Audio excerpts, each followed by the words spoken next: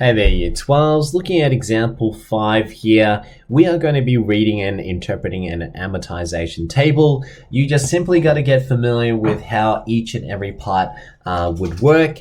Now, what you've been doing in this exercise is you would have been looking at the reduction of the loans through a recursive, pattern. And so I can show you on your CAS here. This is Finance Solver. Whoops. Here we go.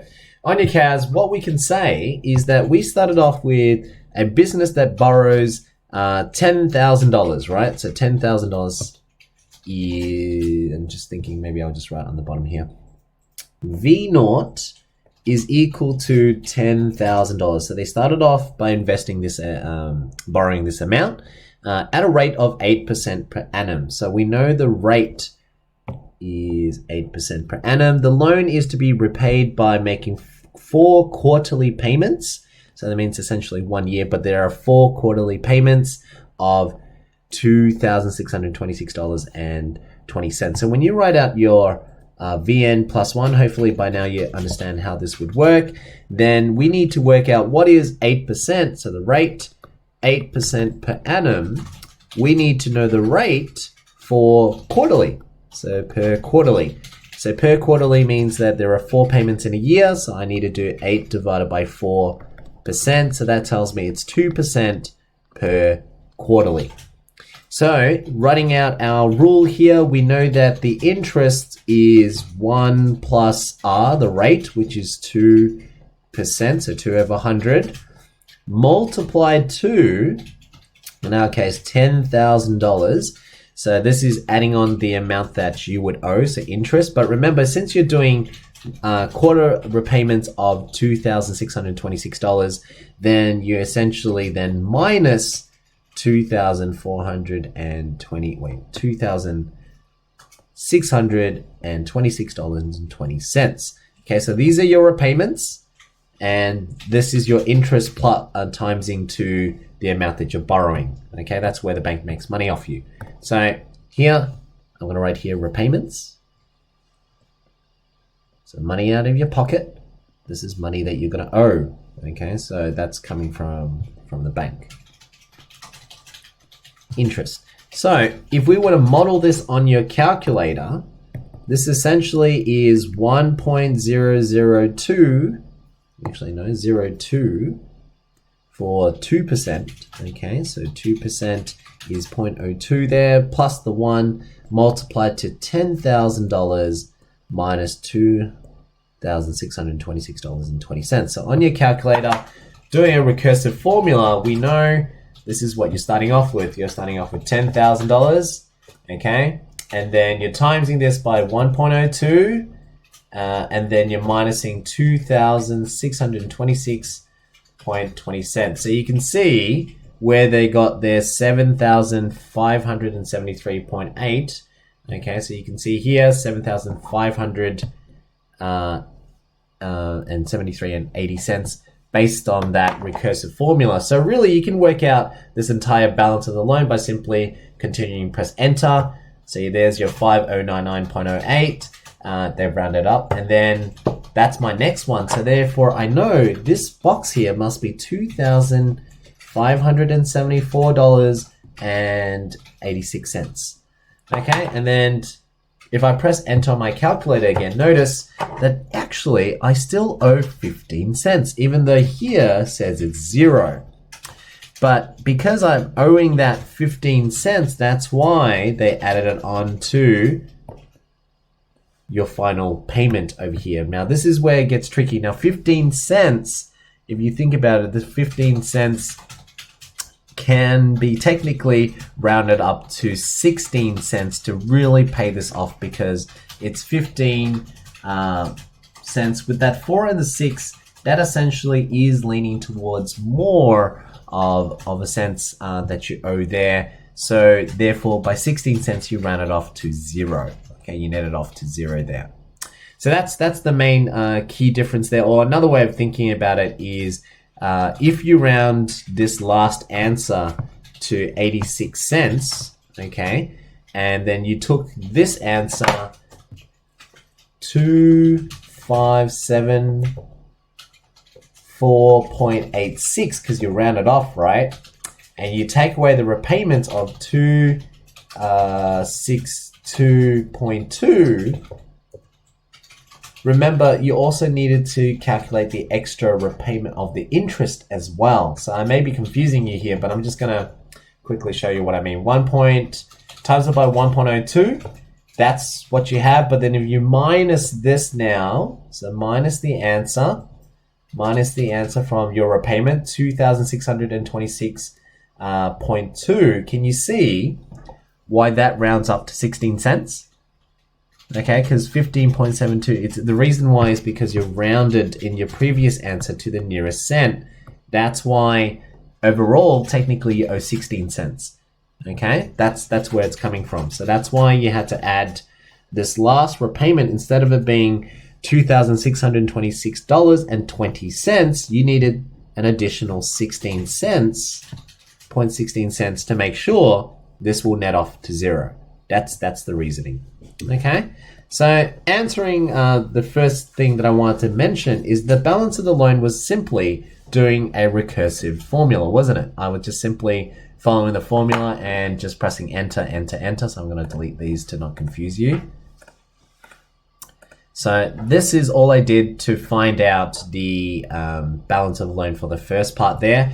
So answering the first part of the question, AI, they said the quarterly interest, well, we worked that out to be 2%. How do we do that? That was 8% per annum, and we wanted per quarterly. So that means it's 8 divided by 4%, and that's how we knew it was 2% per quarterly. Okay, and then part number two over here, you've got the interest paid when payment 1 is made, using the quarterly interest rate. Well, based on what we could see here, the interest paid, which is what we want to work out here, that's going to be 1.02, okay, multiplied to the amount that you currently borrowed in the first payment, and just the interest only, 1.02 times 10,000. Where did that 1.02 times 10,000 came from? It was here. Remember, this is what the bank is, where we haven't calculated for the repayments. So 1.02 times 10,000. So here we go. If I got 1.02 times 10,000, this gives me the overall amount, which is $10,200. But because we're interested in only the interest, you see, I don't need that 10,000. I can minus 10,000 from that, and I know it's $200 of interest. Now, what's a quicker way of doing that? Well, don't include the 1, because remember, the 1 is the 100% of the amount. So if you actually just did 0.2%, okay, so that's what 2% is. That's how you calculate the interest only. But if you put in the plus 1, then you're also adding it to what you initially had.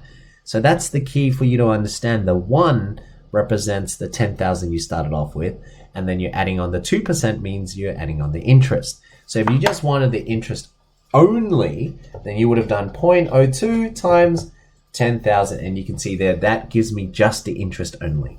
Okay, so the question was asking for interest paid when payment 1 is made. Well, then we know the interest paid had to be just $200. Okay, so that means over here, I can fill in $200 there, and that just means here, for those who don't really understand, you're simply taking the previous payment times by the rate, which is in this case 2%. So if I want to know this one over here, that is just 2 times 2% to this final amount, or the previous amount. And you can see here, I can do it again. 0.02 multiplied to $7,573.80, and you can see that's how they got $151.48. That's where it's coming from. So that helps you understand the amortization table. How do you find the interest? Okay, so that's how you find the interest. And then moving on to number 3, part number 3, they're asking us to find, and I should probably change the color here. This is just me being pedantic, purple. Okay, so The principal repaid from payment 2, well, we already did it over here. The principal paid in payment 2 means that you want to know how much you've already reduced the principal by. Okay, so in this section here, that's what you're answering when they're asking what is the principal repaid from payment 2. Well, principal paid in repayment 2, you can calculate that by knowing the difference between these two here. Okay, so by calculating that, that will tell you the difference. So here we go. I'm just going to go to my calculator again. The principal repaid was, this is what I initially had in year 2, and this is, ooh, I should put a minus there. Okay, so this tells me that I know I've reduced it by $2,474.72.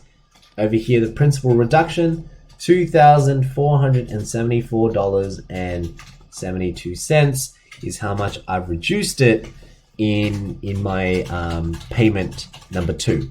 Okay, so in payment number 2, I've reduced it by $2,474.72, and my balance is $5,099.08. Okay, so here I'm just going to write $7,573.80 minus $5,099.076 gives me $2,474.72.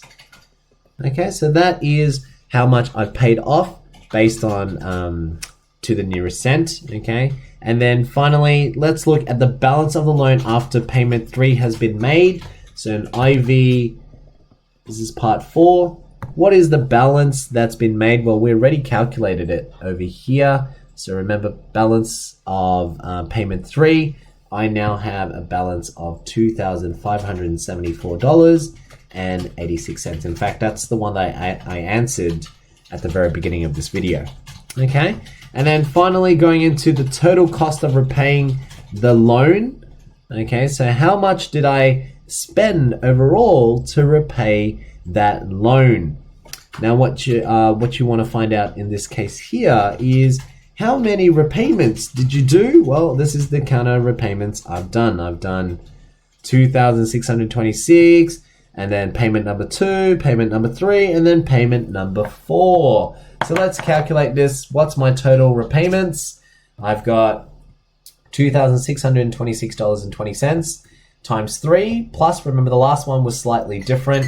It's $2,626.36. Why did I times 3? Because 3 of these are exactly the same. So I've got 3 groups of them, plus the last amount. So the total repayments I've done is $10,504.96 there. So I'm just going to copy paste that for part V, just for those who are interested in seeing the calculator working solution. Let me just put it over here. So this is my calculator work. I'm just going to move it back up here. This is for V, and therefore total repayments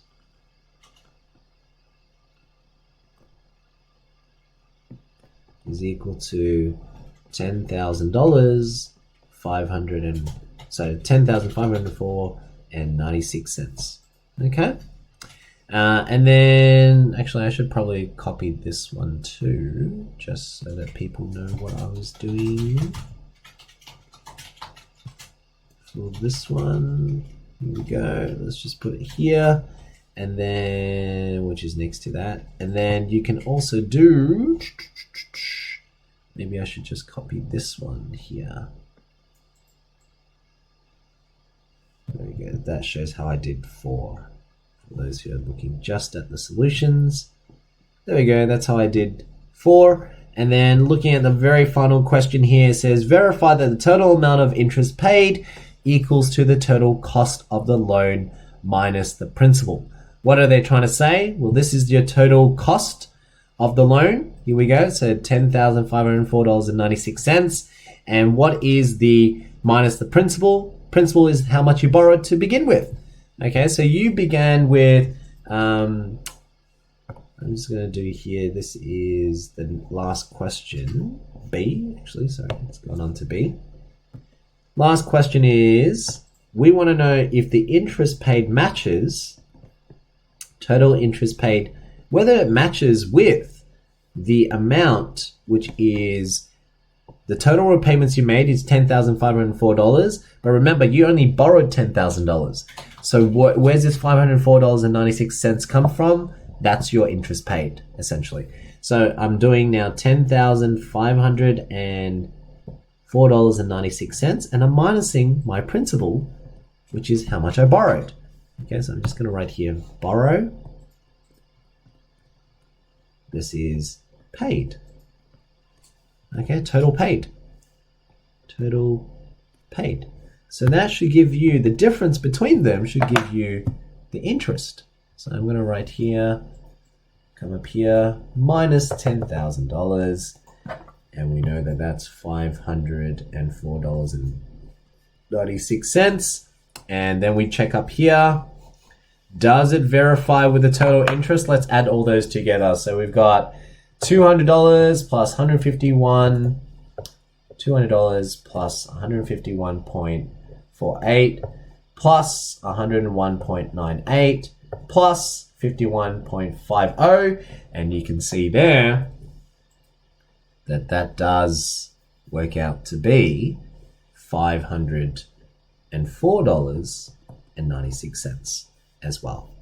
Okay, so there were two ways to get that answer there, but I've verified that the interest paid has to all sum up to exactly the same amount as the total paid minus the borrow paid.